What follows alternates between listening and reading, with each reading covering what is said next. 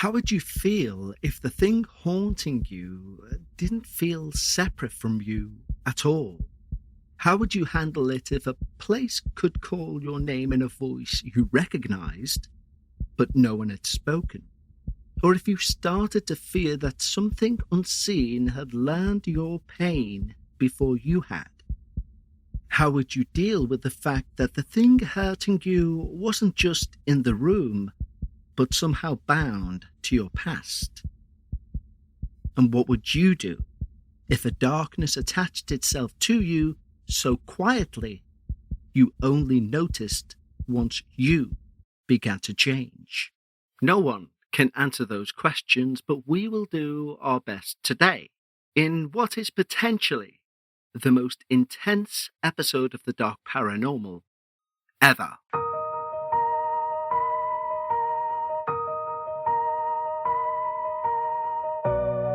Live from Liverpool, the Dark Paranormal with Kevin Eustace. Hello everyone, and welcome to the second episode of this season's Dark Paranormal. Now, that little preface before the intro music about this being possibly the most intense episode ever, well, that's not hyperbole. In fact, although it is part of the email sent in by our anonymous submitter, I will read to you the trigger warnings now in advance, because this may, in fact, definitely won't be an episode for those with certain feelings and sincerely for those with young ears. And the trigger warnings that have been placed on this email by our submitter are as follows. Trigger warning: child abuse, sexual violence, racial violence. So, if on hearing those trigger warnings, this episode you feel may be a bit uncomfortable for you, please skip it. If you're still here, it's going to be intense, but it's also going to be educational and downright terrifying. But before we get to that, of course, a huge shout to our Patreon team. They're the lifeblood of this show, and we sincerely, literally, could not operate this entire thing without them. Now, if you wish to become a Patreon, the link is in the show notes. We're giving away a week's free trial at our highest tier. And what do you get in return for becoming a Patreon to the Dark Paranormal? Well, you join a group of the most polite, like-minded paranormal enthusiasts out there. You also gain early ad-free access to each and every show, including debuts and finales. And you also get 2 extra shows just for Patreons every week. Most podcasts say we will do a monthly Patreon podcast. We put out 2 per week. A 30-minute one named Dark Bites, which has a back catalogue you can binge of over 200 hours of Patreon-only content, and a new show in video format, but also available through the Patreon audio feed, called After Dark, where I strip everything back, no intro music, and I talk unedited about the things we've discussed over the last week. If you've been a fan of the show for a good few years, now is the perfect time to join and support the show. But again, the link's in the show notes, or go to patreon.com/The Dark Paranormal.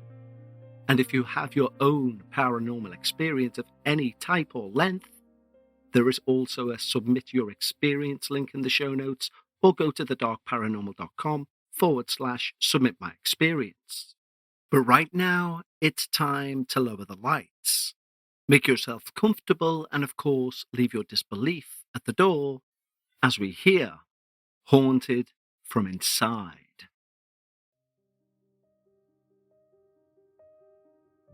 Hi, Kevin.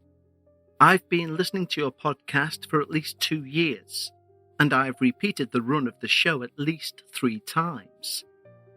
While I'd originally developed an interest in the paranormal purely out of morbid interest and entertainment, I've grown to understand and appreciate, through my own experiences and the ones I've heard, that while we may get an adrenaline rush out of these stories of ghosts and demons, these are deeply traumatizing encounters. Outside of the tragedies that often cause hauntings, the human body and mind were not built to experience these assaults on our senses. It's been a long time that I've been thinking about writing to you and running away from it. I think I'm ashamed, because the worst things to happen to me weren't external hauntings. Whereas most of your submitters were haunted by some foreign entity, the worst thing to happen to me was from my own energy. The most awful thing that ever happened was a brief period in my young adult life when I experienced psychokinetic violence as a result of my own repressed trauma. Because these memories we've all shared with each other are sometimes such painful accounts of grief and fright, and sometimes literal attacks on our beings, your show is kind of a paranormal group therapy session, and I'm deeply grateful for the space you've provided. The reason my main experience causes me to feel shame is that I blamed myself for what happened to me. And judging by the tears I'm shedding whilst typing now, I still do. In an effort to heal from this trauma, which may have resulted from my own energy, but which I must understand isn't my fault, I've decided it's time to come forward. For the sake of privacy, I'm going to be speaking strictly anonymously throughout this entire account, and I'd ask my name not to be shared. I grew up on the east coast of the US. I, my younger sister, whom I'll call Eva, my mother and father, all lived together until they divorced when I was 6. After that, there was a lot of moving around. My mother came out of the closet during this time and very quickly fell into the U-Haul lesbian trope. It's important to the story that you understand, my mother was not a passive agent in my childhood abuse. She would say and do cruel things to me and my sister. When my hair was growing matted due to neglect, she had it cut off. And she told me it was because of my poor grades in school. I realize now she was trying to hide evidence of her absent parenting. My sister, who was 10 at the time, once went to school and took off her shirt to wear her undershirt instead.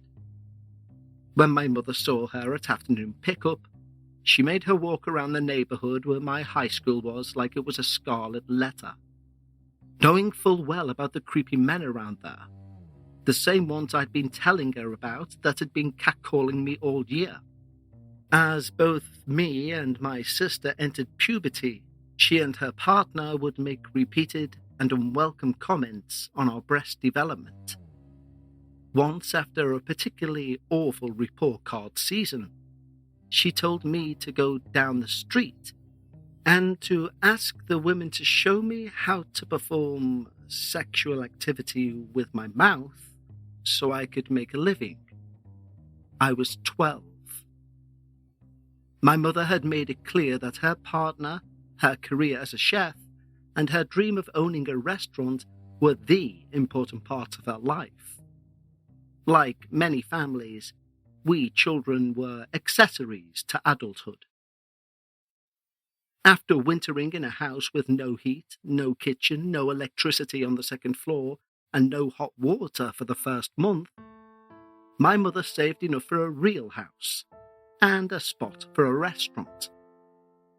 My sister and I spent most of our time in the basement doing homework and reading, coming up for meals and occasionally helping with dinner rushes. It was certainly an oppressive space. I remember once we came back from vacationing with our grandparents, jubilant and excited. And the moment I opened that basement door, I was immediately overcome with a sudden lonely feeling of depression even though just seconds ago I was laughing and smiling. Eva and I would hear boxes moving, sounds our mother would dismiss as mice. But having been in restaurants and old houses long enough, I knew what mice sounded like. Their tiny paws scratched in cardboard boxes, and they weren't large enough to push them. More eerie than that, every once in a while, we'd hear our mother or her partner call us upstairs. Only we'd get there to find neither of them had called us. Eventually, Eva and I figured out the difference. Our parents would open the door before they called us, but the ghost couldn't. If we heard our names being called without the door opening first, we'd dismiss it as just the ghost and get back to our reading. Eva and I weren't the only ones to experience something. Our mother and her partner would see the outline of a man in the kitchen, pretending to cook. This wasn't a residual playing out its own life. This building had never been a restaurant. All of the appliances had been installed when we bought it. This thing was a sentient entity, one that absorbed and repeated what it saw and heard. On the last night they were open, a woman sat at the bar suddenly ran to the kitchen window. "You guys are closing?" she loudly whispered. They'd refused to tell the public they were closing, so how did she know? The woman told my mother that a gruff and disembodied voice from behind her ear had said, "Take it all in. It's all over tonight." The lady turned around and saw no one. I want to tell you about two incidents I believe were astral projection. Firstly was when I was in Thailand. I'd fallen off a motorbike and landed directly on my tailbone, and had been sent home from a clinic with a bag full of painkillers. That night I felt myself awake, but not in my body.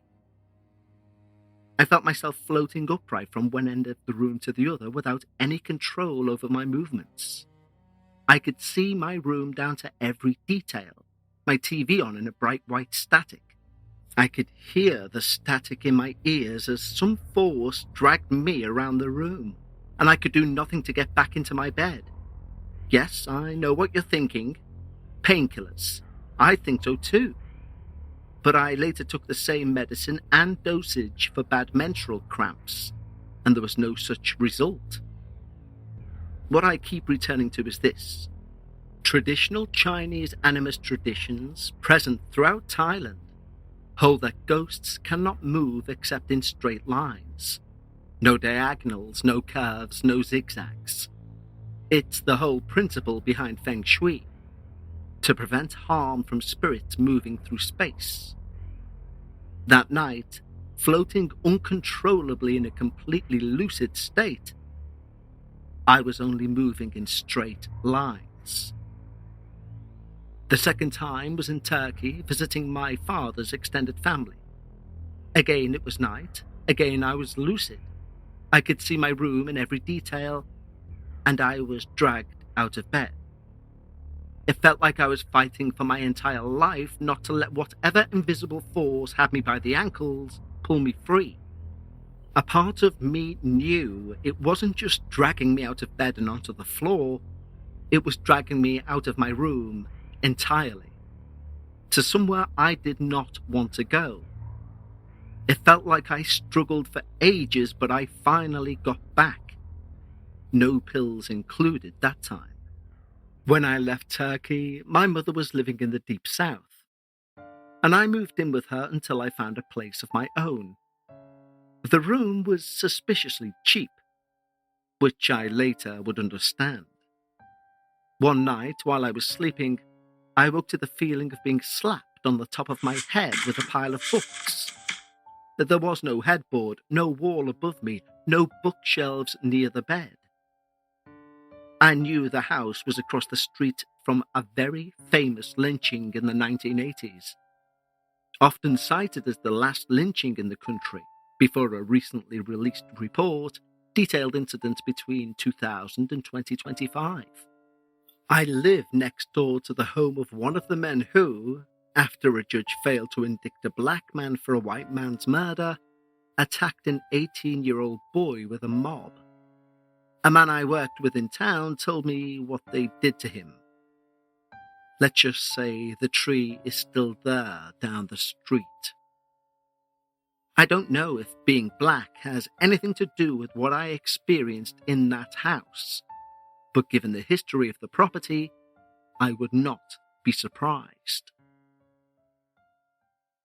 Money goals are things we all have. My personal one is to make sure that I'm mortgage free by age 50. How am I getting towards that goal? I'm 46, and in 4 years, do I think I'm going to get there? Well, I'm unfoundedly optimistic. But here's the most interesting thing: we only like to talk about money when we've made it, when that goal is achieved. Now, you've probably got our well-being app. Well, Acorns is a financial wellness app that wants to show a little love to everyone who's on their way to a goal. Some people shy away from the word investing because it seems like it's a word for people who know about finance, etc. Believe me, that's not a prerequisite. Acorns is a smart way to give your money a chance to grow. Acorns is easy. You can sign up in minutes and start automatically investing your money, even if you've just got spare change. Acorn supports your big and small goals across every life stage. Plus, the app has the Acorns Potential screen, which shows you the power of compounding and how your money could grow over time. Acorns is an all-in-one. No more finance apps cluttering up your phone. With Acorns, you can invest, save, and give your money a chance to grow in one trusted place. Believe me, I've never seen something like the Acorns Potential screen showing the power of compounding. And even that word, compounding, we all believe that belongs to the ones who work in Wall Street. It doesn't. It's yours as much as theirs. So sign up now and Acorns will boost your new account with a £5 bonus investment. Join the over 14 million all-time customers who already have saved and invested over $27 billion with Acorns. Head to acorns.com/dark paranormal or download the Acorns app to get started. Paid non-client endorsements. Compensation provides incentive to positively promote Acorns. Tier 11 compensation provided. Potential subject to various factors such as customers' accounts, age, and investment settings. Does not include Acorns fees. Results do not predict or represent the performance of any Acorns portfolio. Investment results will vary. Investment involves risk. Acorns Advisors LLC and SEC registered investment advisor. View important disclosures at acorns.com/dark paranormal. Spring has landed and we're about to hit summer. It's the time of year that makes me rethink what's in my closet. I'm always trying to keep fewer things but better ones. And that's why I keep coming back to Quince. Fabrics that feel elevated. Quince makes high quality everyday essentials using premium materials like 100% European linen and their insanely soft flow-knit activewear fabric. The best part is their prices are 50 to 60% less than similar brands.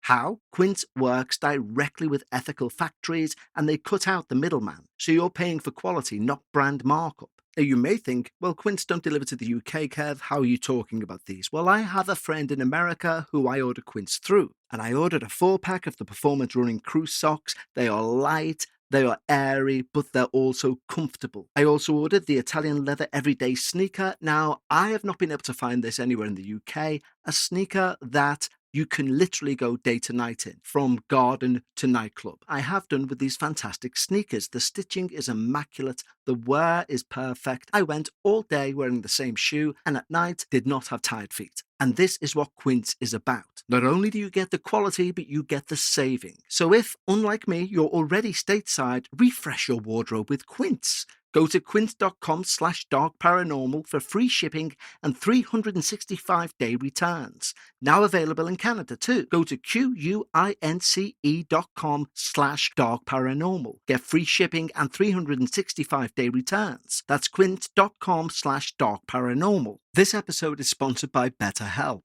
People are often surprised, myself included, to find out it can be this time of year that December's seasonal financial spend can hit home. And our finances can affect our stress more than we will ever know. Financial stress isn't just about your bank account. It can take a serious toll on your mental health and relationships. With 88% of Americans feeling some form of financial stress at the start of 2026, money worries clearly often bring anxiety, sleep disruption, even depression. And if we're looking for one of the leading sources for conflict within couples, money will be it. So this month we want to normalize the emotional weight of financial stress and remind people that struggling with money doesn't mean they've failed. Sometimes it's just about accessing the right kind of support. Regardless of where you are financially at the present moment, I would take a good bet at some point in your life you've been faced or will be faced with financial stress. For me, it was when I was a youngster and I didn't handle money at all well. I was constantly going over my overdraft, receiving overdraft charges, which I could never repay. And what starts out as a simple money spiral, well, that spiral grows teeth, and those teeth dig into you with stress that you just can't find a way out of.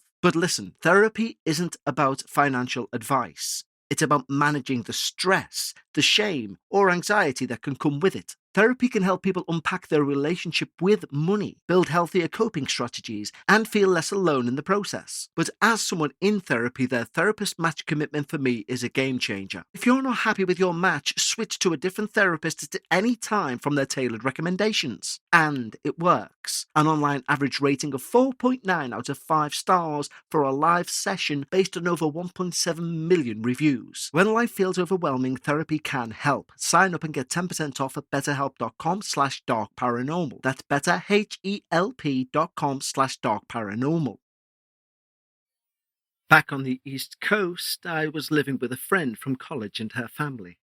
We were watching a paranormal investigator show one afternoon when she suddenly got up to grab paper and a pencil. She started drawing. The first picture she drew was of the two of us watching TV. Suddenly, through the kitchen door, walked the outline of a woman made of purple light. Now, I didn't feel threatened, but both of us knew this moment was important.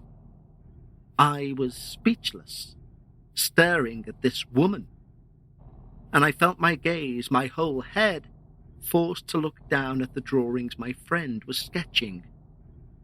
The second image was of the woman stood behind us, staring a beam of light through my friend's head and onto the paper as she drew. By the third sheet of paper, my friend was hardly holding the pencil. The tip of the eraser was barely grasped between her fingers, yet the pencil flew across that page and scratched a perfect image, like some terrifying etch-a-sketch. The image was of a small clearing in a forest, and a man coming out of a river to the welcoming arms of a woman in white in a tent. I had an overwhelming feeling that this woman was my maternal great-grandmother, coming to tell me that my grandfather's soul had passed safely to the other side, he having died of cancer complications at least a year before.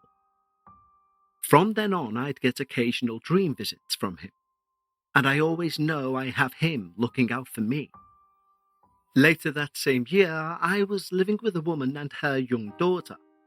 She was deeply spiritually inclined, and, as such, very sensitive. I'd been briefly seeing a man who lived in a building that was once an elementary school, converted into studio apartments. While we were watching TV and after he'd got up to use the bathroom, I felt my gaze being dragged to the right, as it had been with my great-grandmother. But this time I couldn't see anything, though I could feel it. I could feel that a young boy was staring back at me, full of rage. When the man came back from the bathroom, I said nothing and I tried to continue watching the show. But the whole time, I was fighting a physical compulsion, not an urge, a compulsion, to look at the child who was staring at me. That evening, I was getting ready for bed at home, and I saw a dark yellow cloud emanating from my mirror. It was coming straight towards me. It disappeared as suddenly as it came, and then the next few days were strange. I was fully aware of my speech and my actions, but I could tell something about them wasn't mine. I was more irritable, more petty. I was using meaner language at work. My roommate confronted me. She said there was an energy I was using to get what I wanted, but it was evil. and I was hurting myself and those around me. This was after 2 dishes had broken downstairs without anyone near them. I went to my room and I cleaned my mirror with salt water. I opened windows and saged the bedroom, then went to my altar to pray. My palms up, I asked for the entity to come forward, and I felt it approaching. And it felt incredibly sad. I knew instantly this was the little boy from the school-turned-apartment building. And I knew it was sad because it was afraid, and it didn't want to be sent away. Now, what happened next is strange to recall and makes me emotional even now. But I felt the weight of a small child in my arms. The way you hold a child to your heart when you're getting ready to put them to bed. I told him it was going to be okay, that I wasn't mad, that it was time for him to go to the light. And I think he understood, because in moments I felt the weight leave my arms, and we never had any problems again. I don't think of this as a possession. I was still fully aware of myself, and I had full recollection of everything I did and everything I said. I've heard investigators describe this as being jumped. I think of it as a ghost riding you. It's not always an attempt at full control. This was a frightened child who died very young and was afraid to leave by himself. And because he had jumped me, I had to be the one to help him to go. I only knew how to do any of this because of the horrible experience I'd had earlier that year. I've already explained I have an abusive mother who said disgustingly cruel and sexually inappropriate things to me in my adolescence. I've explained that my high school years were plagued by men, several times my age, catcalling and sexually harassing me. Something I'm sure many of your female listeners will relate to. This is the trauma I'd repressed and unleashed against my own person. This incident happened over several nights when I was staying with the friend I mentioned, the one with the drawings. Her parents had come back from Europe with some souvenirs, including a small mask for me. I just started my spiritualist phase and took the mask as an altarpiece, using it to represent the self I present to the world. I would soon learn this was a mistake. I was laying in bed waiting to doze off when I felt hands on my legs. They were more intrusive than forceful, although I could feel my legs being steadily pushed apart. I froze. I couldn't see anything. I had no idea what this was, but I know what I felt. I was being raped.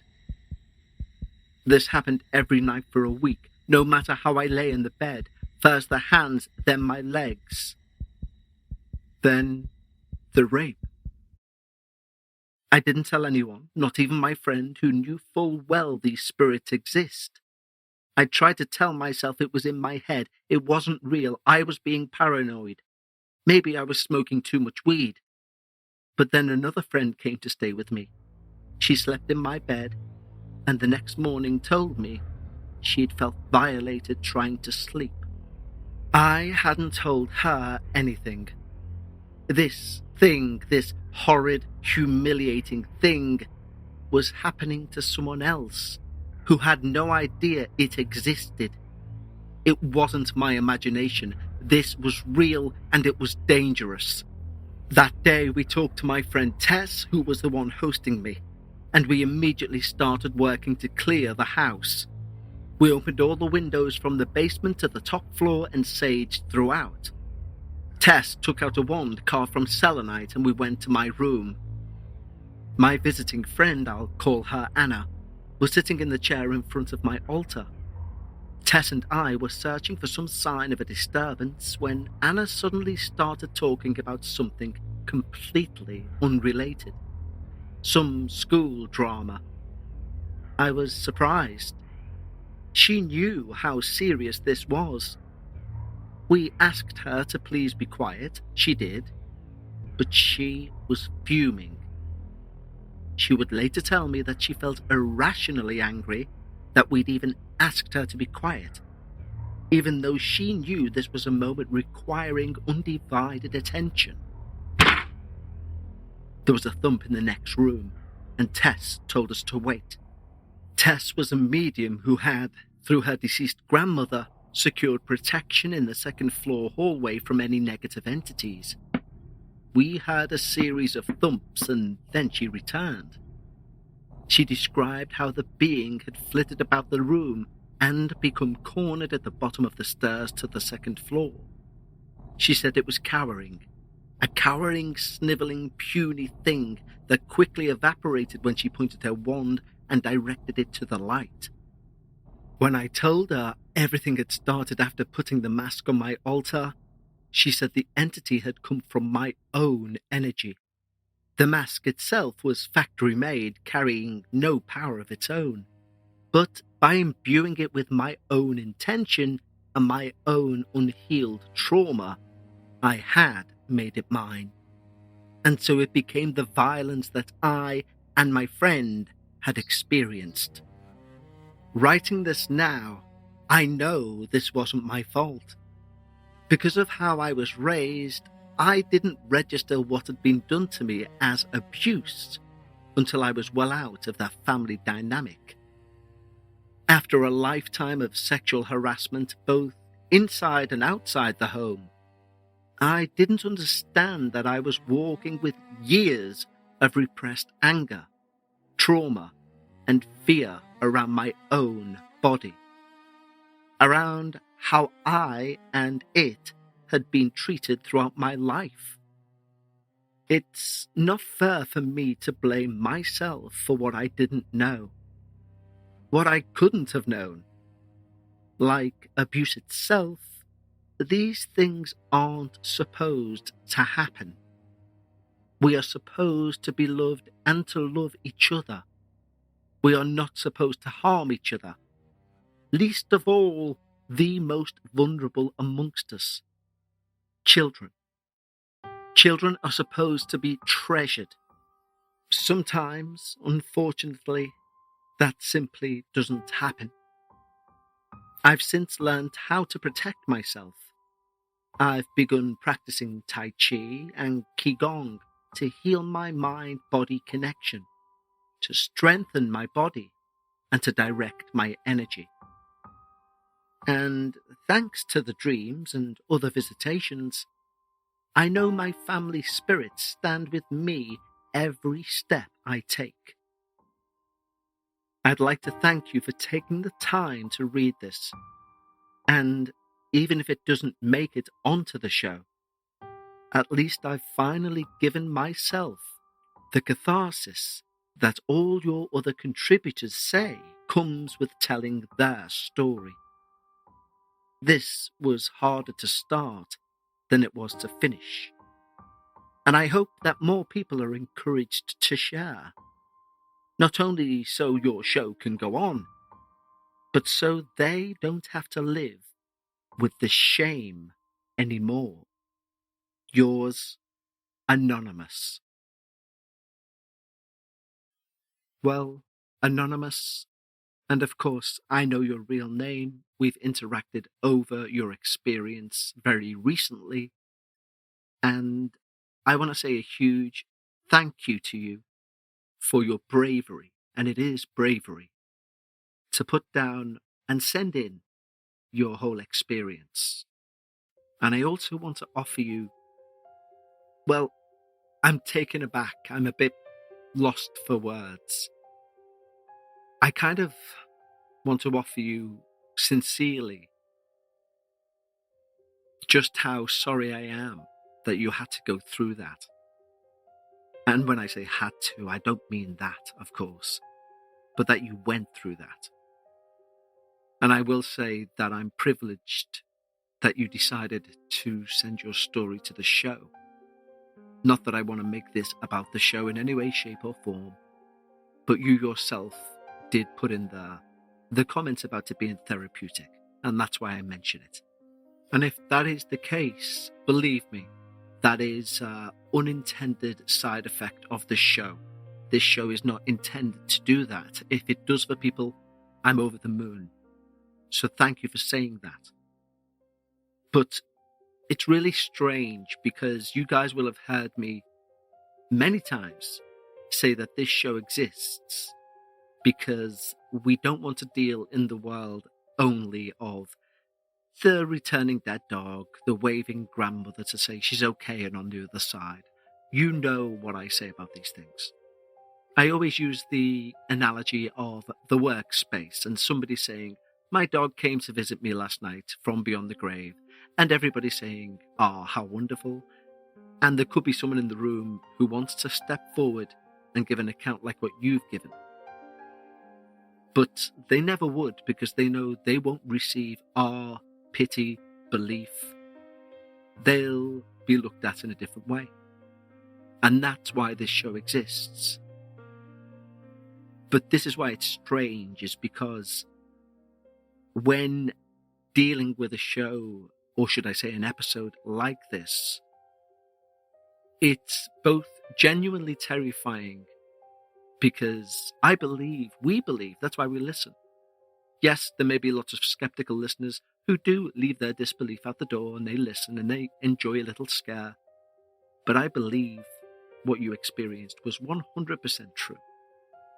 I believe, as you say, it was caused by repressed trauma. And it's a strange feeling that this episode may be, in fact, definitely, is one of a handful that this show is designed for. And when I say designed for, I don't mean that to put over the show or anything like that. What I mean is it's a space for people just like you and your experience to come, send it in, and be believed. This one has really shook me. You might be able to tell, but this one has really shook me because it's the first time in a long time that I've read out an experience that resonates with the core idea of why I started the show. So, an unbelievable amount of thanks to you for the bravery that you've shown in sending in your experience. I'm not going to do any promos or anything like that at the end of this. That would be disrespectful or seem disrespectful, the mood that I'm currently in. So I will just say thank you all for listening. An amazing thank you to our submitter. And I'll speak to you all again for episode 3 next Friday. Until then, stay safe, take care, and don't forget, whenever you discuss the paranormal, always leave some of your disbelief at the door. Goodbye.